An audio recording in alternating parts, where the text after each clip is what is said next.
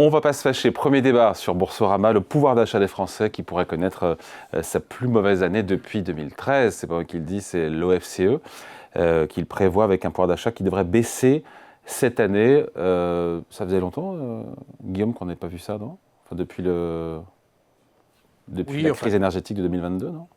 Oui, c'est cela. Il y a déjà eu une crise énergétique importante au moment de la guerre contre l'Ukraine, donc du déclenchement de la guerre contre l'Ukraine, qui avait été très, très sensible. Pour l'instant, on est quand même en dessous de ces niveaux-là sur ce terrain lui-même. Mais ce qu'il y a, c'est qu'on est déjà dans une période de ralentissement économique marquée avant même ce qui s'est passé, avant même la guerre en Irak. Donc là, effectivement... En Iran. Oui. Pardon. Donc l'OFCE prévoit un ralentissement encore plus marqué cette année de l'activité économique et donc une relance significative de l'inflation, donc qui était très faible l'an dernier, mais qui a déjà doublé par rapport à la moyenne de l'an dernier, 0,9% l'an dernier, on est déjà à 1,7 au mois dernier, en mars. Donc oui, donc mauvaise année pour la le pouvoir d'achat des Français. Est très forte que le pouvoir d'achat des Français soit assez sérieusement amputé, d'autant que sur le plan des politiques publiques, on prévoit quand même malgré tout de réduire le déficit, donc d'avoir une politique qui soit malgré tout, qui prenne de l'argent aux Français. Édouard, ça sera une mauvaise année pour le pouvoir d'achat, c'est comme ça maintenant, on en est sûr? Alors, là, je ne mets pas ma casquette de conseiller de dirigeant d'entreprise ou de chroniqueur du Figaro, mais de président d'une association qui s'appelle Les Ponts Neufs. En fait, Les Ponts Neufs, nous réunissons tous les 2 mois 260 chefs d'entreprise, hauts fonctionnaires, artistes, militaires, personnalités du monde de la culture, dirigeants associatifs, etc. Et pour voir un petit peu comment construire notre intérêt général. Et nous avons commandé une étude auprès d'Odoxa. C'est une des plus grandes études faites depuis quelques mois, sinon quelques années. Nous avons demandé à 12 000 Français quelles étaient leurs priorités, leurs préoccupations premières en vue de l'échéance présidentielle. Nous sommes transpartisans. Et tout en haut, de façon incroyablement écrasante, ça a écrasé tout. Ça a écrasé l'insécurité, ça a écrasé évidemment le climat, ça a écrasé les sujets géopolitiques. Tout en haut, le pouvoir d'achat. On voit sondage après sondage. Tant mieux que vous ayez fait une grosse étude, mais on a 33 000. Il ricane, lui. Hein. C'est pas terrible. On a 33 000 verbatim. Et en fait, ce qui se décide, tout en haut, le pouvoir d'achat. Tout en bas, ce n'est plus une priorité, c'est quelque chose que les Français négligent. Le chômage. L'emploi, les sujets d'emploi, de chômage. Et en fait, quel est le problème? C'est qu'aujourd'hui, on se rend compte, si on le voit dans les que le respect des règles et le travail, ça ne paye plus. Et que la quantité de travail que vous déployez, que vous soyez salarié, employé, dirigeant d'entreprise, fonctionnaire, petit, moyen, haut fonctionnaire, votre travail ne paye plus comme il payait avant. Il y a des raisons à cela, mais la raison écrasante, c'est le poids des charges sociales, patronales, qui vient se greffer sur votre feuille de paye. Il y a un garçon, Antoine, que je pense que vous l'avez invité ici, Antoine Fouché, qui était le directeur de cabinet un livre d'ailleurs. Malpico, voilà, sur le sortir du travail qui ne paye plus. Oui. C'est le sujet. C'est aujourd'hui, quand vous coûtez 100 à votre employeur, vous finissez avec 50 dans votre escarcelle. Il y a 30 ans, c'était un rapport de 100 à 70. Le travail ne paye plus parce qu'il est grevé d'un niveau de charge sociale et patronale qui produisent des services pour lesquels on est de moins en moins certain de leur qualité. Et donc, pour ouvrir le débat, on ne va pas se fâcher, mais on va débattre parce qu'on ne sera pas d'accord là-dessus. Le pouvoir d'achat, ce n'est évidemment pas en rouvrant les vannes de nos déficits, de nos dettes, de subventionner le non-travail ou de recharger à nouveau le travail et le mérite qu'on sortira le pays et les Français de l'ornière. Guillaume est dans les starting blocks. Pas d'accord du tout avec ce qu'il raconte? Pas d'accord du tout, non. Je pense que c'est malheureusement exactement l'inverse. C'est-à-dire Mais c'est mathématique, là, je veux dire. Comment on peut dire... Là, tous les gouvernements successifs depuis 40 ans maintenant, quasiment, ont eu la même politique qui était d'alléger les cotisations sociales à proximité du SMIC. Ça a extrêmement bien marché. On a créé plein d'emplois mal payés en France. On a aussi changé le droit du travail pour avoir plus d'emplois précaires. Donc on a créé beaucoup d'emplois précaires mal payés. Et c'est ça le problème du pouvoir d'achat qu'il y a derrière, mais ce n'est pas du tout une question de charge sociale. Au contraire, les exonérations de cotisations sociales qu'on a accumulées pour ça, c'est elles qui ont creusé les déficits abyssaux et qui ont fait monter la dette publique qu'on connaît aujourd'hui. Donc le sujet, c'est qu'on est devenu en Europe le troisième pays, enfin il y a deux autres pays où il y a plus de gens qui sont concentrés à proximité du salaire minimum, c'est la Grèce et le Portugal. On est dans la même catégorie en termes smicardisation de la société, c'est ça le sujet. Oui, c'est ça.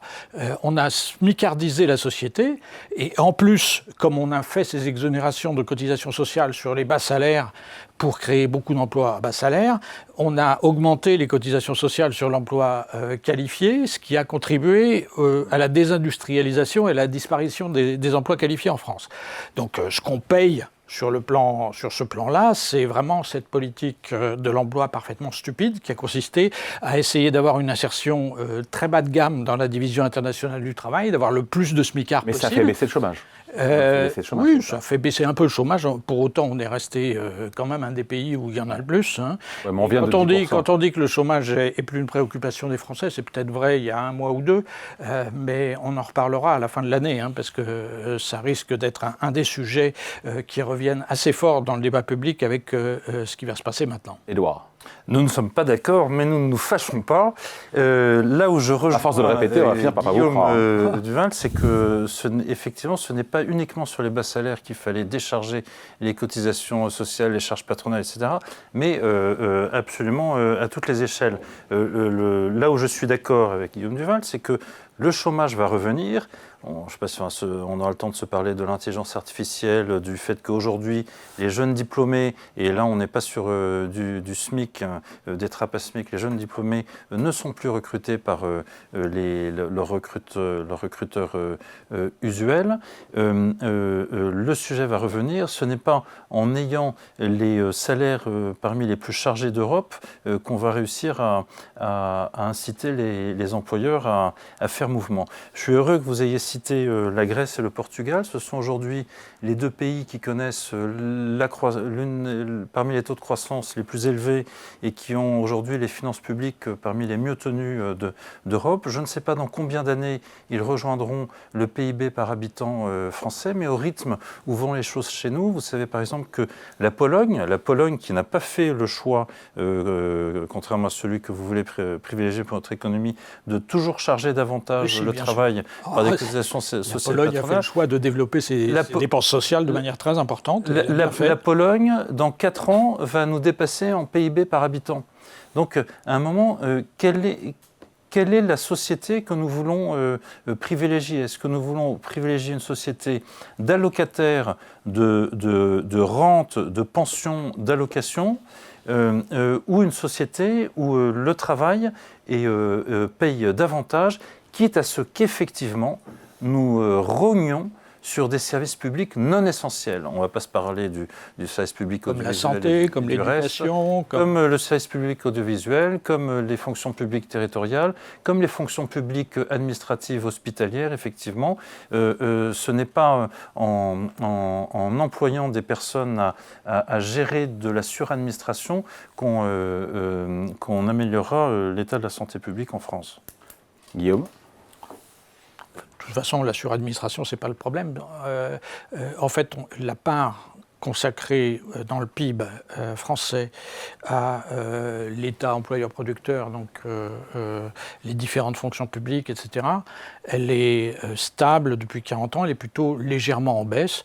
Même si effectivement il y a eu plus de gens employés dans les collectivités territoriales, et c'est normal avec la décentralisation, en fait il y en a eu tellement moins au niveau de l'État que l'ensemble ne pèse pas plus lourd aujourd'hui dans l'administration. Au contraire, un des problèmes majeurs qu'on a, Et c'est le problème dès qu'on demande à des chefs d'entreprise, ils font des choses qui sont contraires à leur propre intérêt. Un des problèmes majeurs qu'on a aujourd'hui, c'est qu'on n'a pas investi suffisamment dans l'éducation, dans la recherche, dans l'enseignement supérieur, dans tout un tas de fonctions qui fait que la France devient moins attractive parce qu'elle n'a plus des infrastructures de matériel et immatériel de qualité suffisante à cause de ces politiques de baisse continue Donc, qu'est-ce qu'on fait pour cette mauvaise nouvelle du recul du pouvoir d'achat, le plus haut chiffre depuis 13 ans, avec une baisse de 0,4% de pouvoir d'achat en moyenne cette année? Qu'est-ce qu'il faudrait faire? On a vu qu'on n'a plus de moyens, vu que l'État n'a plus de un des problèmes, c'est qu'effectivement, on a très peu de marge de manœuvre budgétaire. La marge de manœuvre qu'on a, et elle est importante parce qu'on est allé complètement dans l'autre sens depuis 10 ans maintenant avec Emmanuel Macron, c'est qu'on peut essayer de réduire les inégalités. Donc on est un des pays où le taux de pauvreté a le plus augmenté et il est maintenant, y compris chez les gens qui ont un emploi, supérieur à la moyenne européenne. On est un pays où les inégalités de revenus ont tellement augmenté qu'on est aujourd'hui au-dessus de la moyenne européenne sur ce plan-là. On est le deuxième pays d'Europe où les inégalités ont le plus augmenté depuis 2017. Donc là-dessus, oui, il y a des possibilités de redistribution sensible si on accepte enfin d'imposer un peu davantage les plus hautes fortunes et les plus hauts revenus. Pas forcément... Édouard a failli s'étouffer là, on a failli le perdre. Il ne faut pas forcément le faire au profit simplement des chômeurs et des plus pauvres, même si ils sont aujourd'hui dans des situations très difficiles. Il faut aussi le faire vis-à-vis des classes moyennes et des autres couches de la population. Mais oui, les marges de manœuvre qui restent en France sont de ce côté-là. Alors là, je suis pour le coup pas du tout d'accord. Bon, a failli tomber de sa chaise. Non. C'est dans notre grande enquête, 12 000 Français, c'est très rare de faire ça. Enfin, c'est pas le grand débat, mais c'est normalement un sondage, c'est 800 000 personnes. Et là, on faisait parler les Français. Ils veulent pas taxer les riches. Ils veulent pas taxer les riches. Est un non-sujet complet. C'est le 14e, 15e sujet. Ça n'existe pas. Ce que Guillaume décrit est vrai, mais ce n'est pas l'affaire des Français. Que des gens gagnent plus ou moins, ce n'est pas le problème. Le problème, c'est l'injustice. Et notamment l'injustice par rapport au travail qui ne paye plus. C'est j'ai verbatim en tête cette femme qui dit « Je ne comprends pas, avec mon mari, on a un travail, on est à 2000, 2500 euros, on a 2 enfants, 2 voitures, nous on travaille, le voisin non, et il s'en sort mieux que nous. » C'est pas l'inégalité le sujet, c'est l'injustice. Et il y a une profonde injustice aujourd'hui dans un pays qui est vieillissant, où la part du gâteau est disproportionnellement consommée par les gens qui ne travaillent plus, que ce soit, au risque de choquer, que ce soit les retraités, la part des retraités est trop belle, je ne parle pas des petites retraites, que ce soit les chômeurs, on paye les chômeurs trop longtemps et trop cher, notamment par rapport aux Allemands et à d'autres pays d'Europe. Là, c'est Guillaume qui s'étouffe. Non, mais attendez. Je vais les perdre, les deux, là. Il faut aller au bout. Le sujet, c'est pas l'inégalité, c'est l'injustice. On est, d'ailleurs, si on prend les coefficients de Gini, etc., on est l'un des pays où la dispersion entre haut et faible revenu est l'une des moindres en Europe. Pas du tout, on est en revanche, comment on fait? On a une manne qui arrive avec les boomers. En fait, la génération, les 80, 90 ans, qui aujourd'hui vont nous quitter. Il y a 2 façons de faire. On attend sans rien faire, avec des taux d'impôt sur la succession qui sont très importants, etc. Ou alors on crée une incitation aujourd'hui. Je souhaite que le prochain président de la République le fasse et dise, écoutez, on divise par 2 le taux d'impôt sur la succession si de vous-même, avant votre mort, vous transmettez aux générations suivantes. Et là, on ne s'emberlificote pas avec les petits, moyens et grands patrimoines. Il y a un énorme transfert de richesse à faire de façon libre, libérale, choisie, plutôt que d'attendre et d'avoir des stratégies d'évitement. Vous donnez un argument tout fait, là, tout fait pour Guillaume. Qu'est-ce que vous lui répondez à ça? Il faut penser aux jeunes générations. Je pense, faut pas penser à le nous. discours sur les retraités, oui, il est rebattu. Il est assez largement faux. C'est-à-dire que les revenus, les nouveaux retraités ont aujourd'hui des niveaux de retraite qui sont inférieurs, en particulier les hommes, mais c'est normal parce qu'il y avait aussi une inégalité très forte entre les hommes et les femmes à ce niveau-là, ont des niveaux de retraite inférieurs à ce qu'ils étaient avant. Je suis en train de vérifier ce que vous racontez là. Et à ce qu'ils étaient au cours des années antérieures. On a eu effectivement, il y a une dizaine d'années, une situation où les retraités gagnaient mieux ou aussi bien leur vie que les gens qui étaient d'âge actif, mais c'est déjà fini, et de toute façon, les mesures qui ont déjà été prises par tous les gouvernements successifs depuis 30 ans vont faire que cette tendance va se poursuivre et s'accélérer. Le problème de la France, problème que je pense est vraiment central, c'est la question du prix de l'immobilier. Du prix de l'immobilier dans les zones, en tout cas où il y a des emplois, où il y a des gens. Là-dessus, oui, il faut réussir à baisser le prix de l'immobilier. C'est un enjeu important intergénérationnel pour permettre aux jeunes de retrouver des logements, etc. etc. Mais c'est là que justement il faut des mesures contraignantes. Il faut des mesures pour obliger à mettre les logements vacants sur le marché. Il faut des mesures pour inciter les gens qui sont dans des logements trop vastes à les remettre sur le marché ou à prendre des gens chez eux, etc. etc. Il faut relancer le logement social, ce que le gouvernement français n'a pas fait depuis une dizaine d'années maintenant. Là, une réponse en 10 secondes. En 10 secondes, non mais c'est pas l'OFCE, pardon, c'est l'OCDE, mais c'est pas mal aussi l'OCDE. Une analyse de Financial Times, pour la première fois, le pensionnaire français, en moyenne, est plus rémunéré qu'un working age adulte, que les retraités adultes. L'Italie est à 90, la Norvège est à 85, ce qui est déjà scandaleux. La Grande-Bretagne est à 75, le Japon est à 70. Aujourd'hui, il vaut mieux être retraité plutôt que de travailler, d'être un actif. Et ça c'est la fin d'une société. Résultat, tout le monde veut la retraite à 62, 64 ans, ce qui est une honte nationale.